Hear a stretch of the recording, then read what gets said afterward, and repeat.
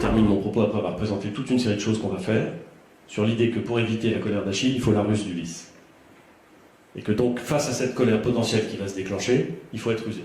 L'idée que la société française était comprimée, était angoissée, était désemparée, et que donc elle pouvait craquer, était une idée que j'avais en tête en juillet 2018. On ne sait jamais laquelle des gouttes est la dernière. Ça, on ne sait pas. On peut le pressentir, mais on ne le sait pas. En revanche, on peut savoir si le vase est bientôt plein.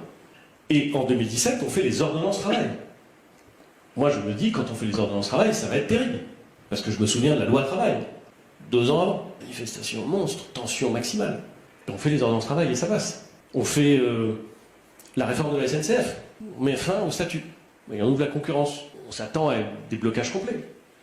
Et on ne les a pas tant que ça. Il y a des grèves, mais ça passe. On dit qu'on va pouvoir entrer dans les universités, dans l'enseignement supérieur, sur le fondement d'une orientation sélective. Si vous avez suivi l'actualité politique des 20 ou 30 dernières années, vous savez que c'est une bombe. On le fait. Il y a des universités qui sont occupées. On les désoccupe. Et ça passe. Et donc, vous vous dites, au fond, même quand ça crispe, si, 1, on a un programme qui dit ça, et 2, on considère que c'est bon pour le pays, il faut y aller. Et donc, on y va. Et on fait la taxe carbone à un rythme beaucoup plus rapide que ce qu'elle avait été engagée, en sachant que c'est un rythme très rapide. Et je termine mon propos après avoir présenté.